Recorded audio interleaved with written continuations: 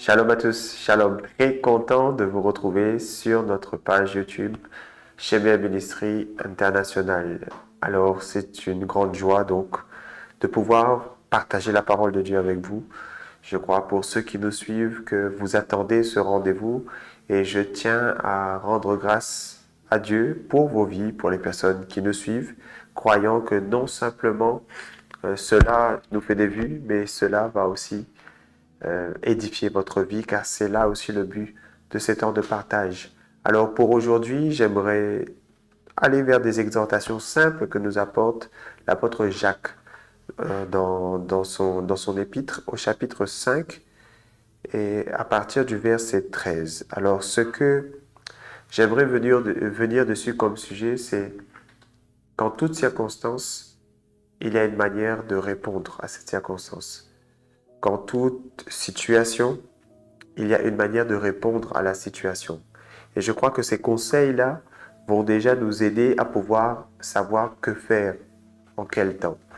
Je pensais, avant de commencer cette émission aux deux manières, quelque part, dont Dieu peut nous conduire. C'est-à-dire que Dieu peut nous parler par sa voix, bien sûr. La Bible dit que mes brebis entendent ma voix et me suivent. Je parle notamment concernant des directions ou des sens que nous devons prendre dans la vie. Mais de façon générale, lorsque nous n'avons pas de direction particulière de la part de Dieu, ce que nous avons et la façon dont Dieu désire que nous vivions, c'est avec la connaissance. La connaissance qu'il nous transmet, la connaissance qu'il nous a communiquée au travers des Écritures, au travers de sa parole et toutes les fois où le Seigneur a renouvelé notre intelligence. Oui, le renouvellement de l'intelligence est important. C'est grâce à ce renouvellement de l'intelligence que nous pouvons nous conduire et savoir comment agir d'une manière juste pour savoir comment plaire à Dieu. Donc j'aimerais que vous puissiez retenir que les fois où vous n'avez pas de direction de la part de Dieu, de la part de l'Esprit de Dieu, la façon dont Dieu s'attend à ce que vous puissiez vous conduire, c'est avec la connaissance qu'il vous a communiquée. Il est écrit donc dans Osée, il dit « Mon peuple périt faute de connaissance ». La connaissance est critique. Vous savez, pour tout chrétien, pour tout enfant de Dieu, la connaissance est critique. C'est la connaissance qui peut élever votre standard de vie à un autre niveau. C'est grâce à la connaissance que nous pouvons vivre. Mon père spirituel a l'habitude de dire qu'un homme ne peut pas vivre au-delà de la révélation qu'il a reçue. Un homme ne peut pas vivre au-delà de la connaissance qu'il a reçue. Comprenez donc que votre niveau de connaissance plafonne votre vie. Moins vous connaissez dans un domaine, moins vous pourrez aller loin dans ce domaine. Plus vous connaissez par rapport à un domaine, plus vous pourrez aller loin dans ce domaine. C'est pourquoi je vous dis tout simplement que la connaissance est clé. J'ai l'habitude de prendre cet exemple et de dire que quelle est la différence entre un riche et un pauvre. Tout simplement, le riche sait des choses que le pauvre ne sait pas. Donc, la connaissance qu'il a fait la différence dans sa vie. Parfois, pour accéder à certaines choses, nous avons juste besoin d'avoir la connaissance de ces choses. Donc, j'aime mettre l'emphase et exalter la connaissance. D'ailleurs, l'apôtre Paul va dire lui-même, il faut que nous croissions en amour, en connaissance, mais aussi en amour. L'amour va amener l'équilibre parce que la connaissance enfle, mais l'amour édifie. Nous voyons qu'il y a ces deux parallèles ou ces deux points qui marchent ensemble, c'est-à-dire la connaissance et l'amour. Donc la connaissance seule n'est pas bonne, mais l'amour amène le caractère dans lequel nous devons utiliser, exercer la connaissance que Dieu nous donne. Donc, tout simplement pour exalter la connaissance et vous montrer l'importance de la connaissance. Si par ce que je suis en train de dire, j'arrive à gagner quelqu'un à méditer sa Bible, plus encore, à rechercher encore plus de connaissances à l'égard de la parole de Dieu ou par rapport à un domaine dans lequel vous exercez dans la vie, alors je dis que j'aurai gagné quelque chose ce soir. Si je peux vous pousser là-dedans à la recherche de la connaissance, je peux donc vous emmener quelque part. Et je bénis Dieu pour cela. Donc, pour revenir tout simplement à mon verset de départ, j'aimerais parler de Jacques et des exhortations qu'il nous communique à partir du verset 13 du chapitre 5. Il va nous parler de quelques cas de figure dans lesquels nous pouvons nous retrouver étant dans la vie chrétienne et il va nous donner aussi ce qu'il est convenable de faire. Combien d'entre nous, chrétiens, sommes-nous passés par des circonstances où nous ne savons pas quoi faire? Gloire soit rendue à Dieu qui nous a donné des serviteurs et des écritures inspirées pour nous aider à agir convenablement en toutes circonstances. La première circonstance commence au verset 13 où l'apôtre Jacques va dire « Quelqu'un parmi vous est-il dans la souffrance ?» Que faire? Que faire lorsque nous sommes dans la souffrance? Et tout simplement, il est écrit qu'il prie. Parfois, dans la souffrance, même l'exprimer et le communiquer à d'autres personnes, même en parler avec d'autres personnes, n'est pas suffisant. Même communiquer, faire part de nos souffrances à quelqu'un, il n'est pas forcément en mesure de comprendre ce que nous vivons. C'est pourquoi l'un des aspects importants lorsque nous passons par la souffrance, quelqu'un parmi vous est-il dans la souffrance? Qu'il prie. Qu'il prie. C'est le temps de prier. Si vous êtes en souffrance, priez. Prenez cela peut-être comme une parole prophétique, prenez cela peut-être comme une parole de sagesse. Priez, c'est le temps de prier. Nous voyons ensuite un autre exemple. Quelqu'un est-il dans la joie? Oui, parce que la vie chrétienne n'est pas que souffrance. La vie chrétienne, c'est aussi joie. Quelqu'un est-il dans la joie? Que faire? L'apôtre Jacques va donner un exemple. Qu'il chante des cantiques. Quelqu'un dont le cœur est joyeux chante. Il chante. Il a pris cet exemple, mais j'aimerais peut-être rajouter un autre exemple. Qu'il danse. Qu'il danse pour le Seigneur. Parce que je crois que chanter, danser, ce sont des manières de se réjouir de façon plus générale. Donc, on aurait pu dire qu'il se réjouit. Et se réjouir, ça peut s'exprimer de différentes manières. Chanter, danser.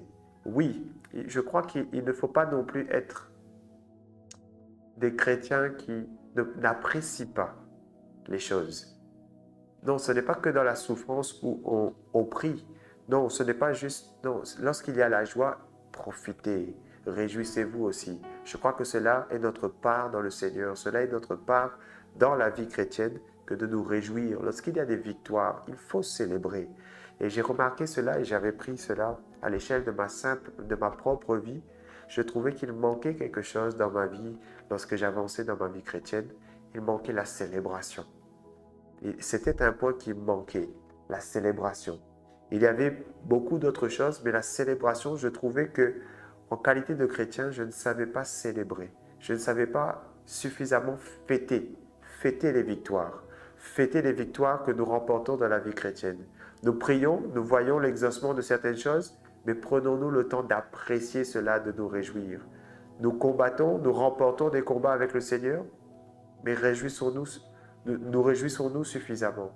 Je crois donc qu'il faut aussi ne pas agir avec demi-mesure. Lorsqu'il faut se réjouir, réjouissez-vous, réjouissez-vous, souriez, rigolez, mangez, soyez heureux, tout simplement. Il est écrit ensuite au verset 14, « Quelqu'un parmi vous est-il malade ?» Alors, nous sommes bien d'accord que ce passage s'adresse à des chrétiens. Quelqu'un parmi vous, parce qu'il est dit parmi vous. Parmi vous, c'est parmi l'assemblée donc des chrétiens. Quelqu'un parmi vous est-il malade? Que faire? Voici une solution que donne l'apôtre Jacques, qu'il appelle les anciens de l'Église et que les anciens prient pour lui en loignant d'huile au nom du Seigneur. Waouh! Même en qualité de chrétien, donc, cela montre que nous pouvons tomber malades, mais qu'une solution existe de la part du Seigneur. Et quand je dis waouh, c'est surtout sur le rôle et l'importance des anciens. J'insiste beaucoup pour les personnes qui participent à nos événements, qui participent à nos rassemblements. J'insiste souvent sur l'importance des anciens. Oui, je crois au ministère des anciens. Oui, je crois qu'il est important que nous puissions respecter le ministère des anciens, que nous puissions respecter les anciens tout simplement, que nous puissions aussi apprécier les anciens à leur juste valeur. Et donc, nous voyons qu'ici, la guérison passe par les anciens. Je crois, et alors que je suis en train de dire cela, je crois que beaucoup de situations, beaucoup de guérisons passent par les anciens.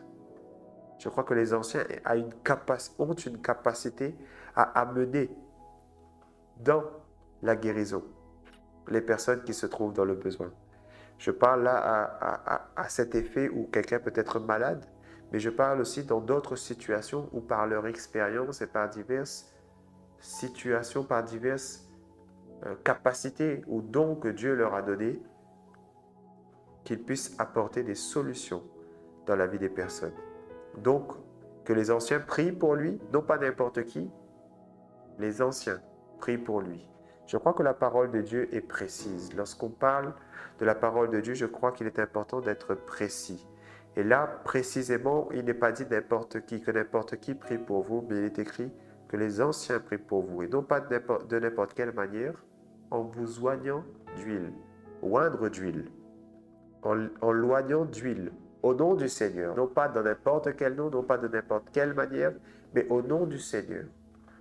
Et je crois que cela conduit à une grande efficacité. C'est ce qui est dit donc dans le verset 15. La prière de la foi sauvera le malade et le Seigneur le relèvera. Et s'il a commis des péchés, il lui sera pardonné. En lisant cela, je peux comprendre aussi quelque chose, c'est que ça peut être le péché. Le péché peut être la cause d'une maladie. Il est dit donc, la foi sauvera le malade, le Seigneur le relèvera, et s'il a commis des péchés, il lui sera pardonné. Je crois qu'il y a un lien direct entre le péché et la maladie. C'est en tout cas ce que nous fait ressortir déjà ce passage et un autre passage tel que Jean, lorsque Jésus va pour guérir le paralytique à la piscine de Bethesda, il lui dit « Va et ne pêche plus de peur qu'il ne t'arrive quelque chose de pire ». Donc, je crois qu'il est important de mettre l'emphase là-dessus que le péché, mener une vie de péché, peut conduire à la maladie. Je ne dis pas systématiquement, je ne dis pas à chaque fois donc, mais je dis que le péché peut conduire à la maladie. Cependant, nous voyons que de cette manière-là, le Seigneur pardonnera son péché et la foi de celui qui prie, des anciens qui prient, sauvera le malade. Le Seigneur le relèvera. Donc, nous avons vu trois aspects de trois situations qui peuvent nous arriver au cours de notre marche chrétienne. Dans la souffrance, maintenant vous savez que faire, prier. Dans la joie, se réjouir, chanter, danser. Et lorsque nous sommes malades, un exemple par lequel nous trouvons notre guérison sera par la prière et l'action des anciens. Donc, tout simplement, comme je le disais, je voulais simplement mettre l'emphase sur le fait que à chaque problème, il y a une solution. À chaque situation, il y a une réponse. Et je crois que la parole de Dieu, lorsqu'elle vient en nous, apporte cette lumière pour savoir ce qu'il faut faire en chaque circonstance. Le fils prodigue, je l'ai déjà mentionné dans l'une des émissions, a su ce qu'il fallait faire. Lorsqu'il a été restauré, il a dit « Je me lèverai et j'irai vers mon Père ».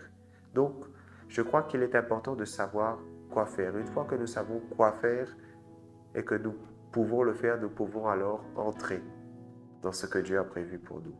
C'était donc Kevin Lebon ce soir avec ces quelques paroles. Peut-être je ne suis pas allé très loin par rapport aux Écritures, mais je suis resté proche du texte.